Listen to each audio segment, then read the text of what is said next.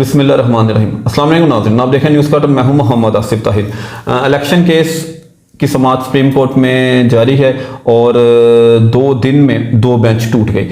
कल जस्टिस अमीन साहब ने बेंच का हिस्सा बनने से माजरत कर ली और आज जमाल मंदुखेल साहब ने बेंच का हिस्सा बनने से माजरत कर ली और वो बेंच से अलहदा हो गए। मतलब अब ये जो बेंच था कल 4 रुकनी था जस्टिस अमीन साहब के माजरत के बाद, और अब ये दोबारा चीफ जस्टिस साहब ने नया बेंच तश्कील दे दिया है जस्टिस जमाल मंदुखेल की माजरत के बाद। तो अब ये 3 रुकनी जो बेंच है ये पीर तक इसकी समाअत मुलतवी हुई है इस केस की, और ये अब ये 3 रुकनी बेंच जो है chief justice Umar Ata Bandial, justice Ejazul Ehsan और जस्टिस मुनीब अख्तर की मतलब उसमें ये तीनों ये इस बेंच का हिस्सा होंगे जो इस केस की समाअत करेगा। तो इसमें आज जो केस की प्रोसीडिंग्स हुई उसमें अटॉर्नी जनरल हुकूमत की तरफ से पेश हुए।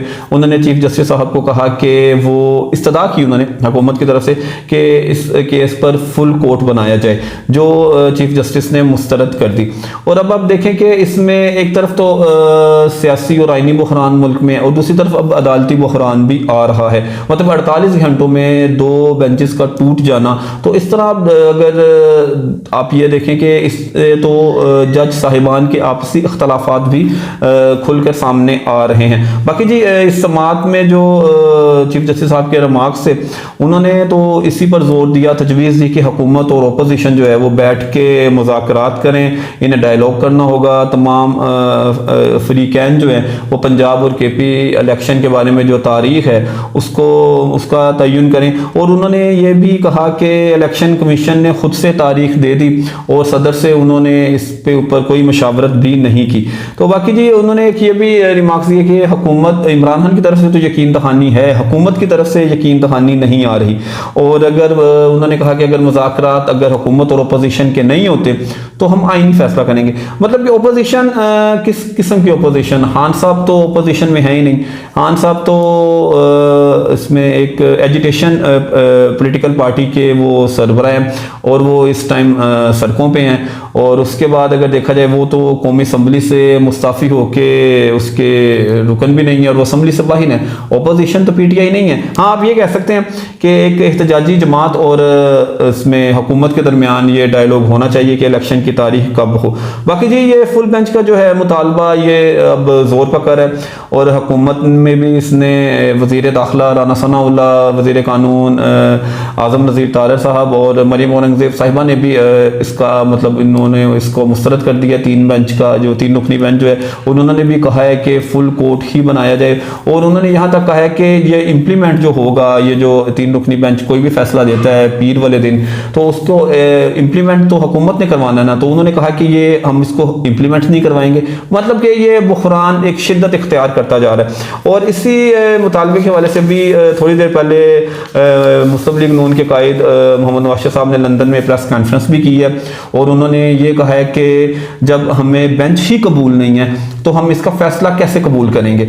और उन्होंने ये कहा कि पूरी कौम मुत्तफिक है, जिस तरह हुकूमत यहाँ पे फुल कोर्ट का मुतालबा कर रही है तो वहाँ मियाँ साहब ने भी यही बात कही कि पूरी कौम मुत्तफिक है कि केस जो है वो फुल कोर्ट बनाया जाए और फुल कोर्ट ही इस केस को सुने।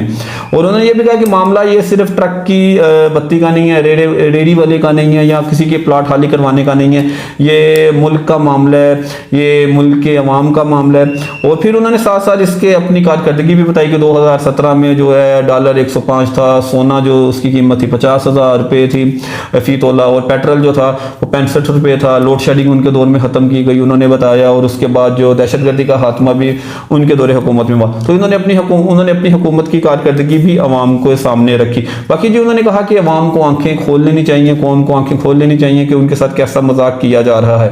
और उन्होंने फिर अपना भी जो पनामा पे उन्हें मतलब डिस्क्वालीफाई किया गया, प्राइम मिनिस्टरशिप से उन्हें हटाया गया, इसका भी उन्होंने कहा कि अवाम खड़े हो जाएं और साकिब निसार और दीगर जजों से, रिटायर्ड जजों से पूछें कि वो कौम को बताएं कि उन्हें क्यों निकाला। तो इस किस्म के उन्होंने मतलब और फिर उन्होंने ये भी कहा कि एक शख्स की अना के लिए, जिसका नाम इमरान खान है, उसके अना के लिए इस तरह के फैसले किए जा रहे हैं, उसको खुश करने के लिए इस तरह फैसले किए जा रहे हैं। और उन्होंने इसमें अपना ये जो है अपनी गवर्नमेंट के लिए भी देखें, अब हुकूमत तो इमरान खान की चली गई, अब तो पीडीएम की गवर्नमेंट है, तो जिस तरह ये पीडीएम कर्ज ले रही है या जिस तरह आईएमएफ के लिए उन्होंने अपने घुटने टेके हुए हैं, तो उन्होंने इसको भी तनकीद का निशाना बनाया कि कौम मकरूज है, एक एक डॉलर के लिए, एक एक पाई के लिए हम मिन्नतें कर रहे हैं आलमी ताकतों की, आईएमएफ की।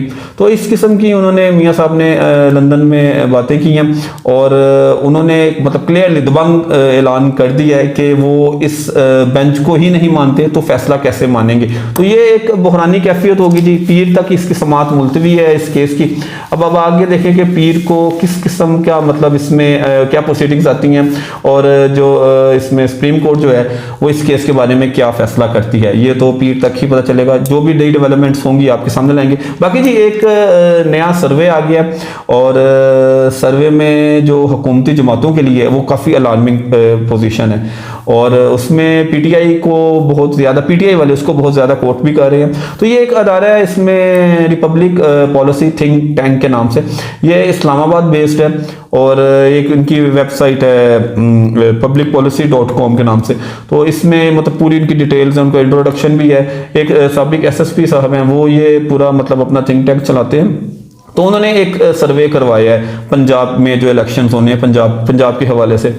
तो ये सर्वे में उन्होंने मतलब जो सवाल पूछा गया वो ये है कि 30 अप्रैल को अगर पंजाब में इलेक्शन हो जाते हैं तो आप किस पार्टी को वोट देंगे। तो इसमें जो उन्होंने इसमें जो सबसे अच्छा जो इसमें पीटीआई के हक में ये बात आई है कि जो पंजाब असेंबली की 297 सीटें हैं उसमें अकॉर्डिंग टू दिस ये जो है अपना सर्वे, इसके मुताबिक 220 सीटें जो हैं जी पीटीआई को वो कह रहे हैं कि पीटीआई जीतेगी और जिसमें से वाजिया बर्सरी वो पीटीआई को दे रहे हैं अपने सर्वे में अगर 30 अप्रैल को इलेक्शन हो जाते हैं। और नून लीग की वो 50 सीटें और पीपीपी की 6 और आज़ाद जो है कैंडिडेट्स उनकी वो 15 सीटें और दीगर जो जमातें हैं वो उनके लिए वो कहने 6 सीटें जीतने के पोजीशन में हैं। तो इसमें अगर देखा जाए तो उन्होंने इस सूबाई असेंबली के हर हल्के में पंजाब के उन्होंने इलेक्शन करवाया है और इसमें उन्होंने जो सवाल किया था वो ये था कि आप किस पार्टी को वोट देंगे। और जो सैंपल साइज था उसमें वो था कि हर यूनियन काउंसिल से, हर यूसी से 25 शहरियों से उन्होंने ये सवाल पूछा कि आप किस पार्टी को वोट देंगे। बाकी उन्होंने आगे उसको मज़ीद मतलब उसमें बयान किया कि सैंपल में कौन कौन लोग शरीक थे। इसमें स्टूडेंट्स थे, इसमें कॉलेज स्टूडेंट्स थे, यूनिवर्सिटीज़ के तलबा थे, सरकारी मुलाजमीन और किसान ताजर वगैरह को उन्होंने इस अपने सैंपल में शामिल किया जो उनकी टारगेट ऑडियंस थी। और उसमें अगर आप देखा जाए एक तब्दीली अब ये आई है उनकी मतलब रिपोर्ट के मुताबिक जो उन्होंने थिंक टैंक ने सर्वे करवाया है कि पहले तो सिर्फ नौजवान लड़के लड़कियां ही पीटीआई के फॉलोअर्स थे और पीटीआई के वोट देने के लिए तैयार रहते थे, लेकिन अब उन्होंने इस सर्वे के मुताबिक वहां पे सरकारी मुलाजमीन पूरे पंजाब में अकॉर्डिंग मतलब इसके मुताबिक और उसके अलावा किसान ताजर भी अब पीटीआई के मतलब वोटर्स में शामिल हुए हैं। बाकी जी आगे सर्वे में ये भी बताया गया कि नॉर्थ और साउथ पंजाब में पीटीआई लीड कर रही है, जिसमें सरगोदा, पिंडी, फैसलाबाद उसमें पीटीआई की सीटें ज़्यादा आएंगी। और गुजरात तो वैसे जी चौधरीयों का है और वहाँ अब चौधरी परवेज़ इलाही साहब भी पीटीआई में शामिल हो गए हैं, तो वहाँ से पीटीआई को ये वाज़िया बढ़तरी दे रहे हैं। और नून लीग के लिए बहावल नगर और बहावलपुर में वाज़िया बढ़तरी है और साहिवाल में भी उनके मतलब ठीक है, कामयाबी का तनासुब ठीक रहेगा। और गुजरांवाला और नारोवाल में भी नून लीग अच्छी पोजीशन में। बाकी जी जो लाहौर डिवीजन का है जो पाकिस्तान का है और पंजाब का सूबाई दारुल हुकूमत है, लाहौर में उन्होंने कहा कि एक बराबर का मुकाबला होगा और एक इसमें सख्त मुकाबले की तवक्को है और दोनों पार्टियों को लाहौर की जो सूबाई असेंबली की सीटें हैं उसके लिए खासी मेहनत करना पड़ेगी। बाकी जो उन्होंने कसूर और शेखपुरा में पीटीआई का पलड़ा भारी करार दिया है, लेकिन अगर ये मरियम नवाज शेख साहब का जो जलसा साहिबा का जलसा था ये कसूर में, ये अच्छा खासा बड़ा जलसा था। तो है जलसे कभी भी मतलब इलेक्शंस के हवाले से या मकबूलियत के हवाले से एक पैरामीटर नहीं होते, लेकिन वो एक इम्पैक्ट तो डालते हैं, एक असर तो डालते हैं सोसाइटी मतलब लोगों के ऊपर या वोटिंग डे के ऊपर या उससे पहले कैंपेन के ऊपर। अगर बड़े जलसे हो रहे हैं तो लोग जो स्प्लिट वोटर होता है वो फिर अट्रैक्ट होता है इस तरफ भी। और बाकी उन्होंने ये कहा है कि ये जो सर्वे करवाया गया इसकी जो डेट थी वो यानी कि 1 मार्च से लेकर 25 मार्च यानी 25 दिनों में उन्होंने ये सर्वे करवाया है और अब ये कितना ऑथेंटिक है और इसके मतलब क्या रिजल्ट्स, मतलब मजीद अगर ये 30 अप्रैल को इलेक्शन हो जाते हैं, कोर्ट जो फैसला करती है वो तो मंडे को ही आएगा, लेकिन अगर ये 30 अप्रैल को इलेक्शन हो जाते हैं तो इनके मुताबिक मतलब पीटीआई पंजाब में अक्सरियती जमात बनेगी 220 सीटों के साथ। लेकिन ये देखें अगर ये इसमें इसकी जो आप कह लें ऑथेंटिक कितना है ये, और कितना इसमें आके लोग इस पर कितना यकीन करेंगे इस सर्वे के ऊपर, तो ये इसके ऊपर अभी कोई बात नहीं की जा सकती। ये एक सर्वे है, जैसे गैलप तो है एक बहुत बड़ा इदारा है, गैलप भी सर्वे करवाता है, लेकिन मेरा एक इसमें इख्तलाफ ये है कि आप जब एक छोटा साइज मतलब लाइक एक यूसी से 25 लोगों को आप ले रहे हैं, तो 25 लोग कभी भी वो रिप्रेजेंट नहीं कर सकते पूरी यूसी को, तो वो इसलिए एक छोटा सैंपल साइज जो है या बड़ा सैंपल साइज कभी भी एक बड़े सूबे के ऊपर या बड़े मुल्क के ऊपर अगर आप सर्वे करवाते हैं, हाँ ठीक है ट्रेंडिंग का पता चलता है, रुझान का पता चलता है लोगों का, लेकिन ये 100% आप इसको ठीक नहीं कह सकते कि ये वाकई ही इसी सर्वे के मुताबिक ही नतीजे जाएंगे। इसके अंदर 100% कोई गारंटी नहीं होती किसी भी सर्वे के हवाले से, कोई भी इसमें अदारा करवा ले 100% कोई भी गारंटी नहीं है कि वो सर्वे के मुताबिक वही रिजल्ट आएंगे जो ये सर्वे इलेक्शन में वही रिजल्ट आएंगे जो इस सर्वे में उन्होंने दिए हैं। तो जनाब अब देखते हैं कि इलेक्शंस का कब कॉल किए जाते हैं। पीर तक इधर अदालत में समाअत भी दोबारा होनी है और 1-2 दिन मतलब हफ्ता इतवार में मजीद क्या सियासी डेवलपमेंट्स होती हैं तो उसके लिए आपको अपडेट रखेंगे। आज तक के लिए इतना ही, मिलते हैं आपसे अगले वीडियो में, तब तक के लिए अल्लाह हाफिज़।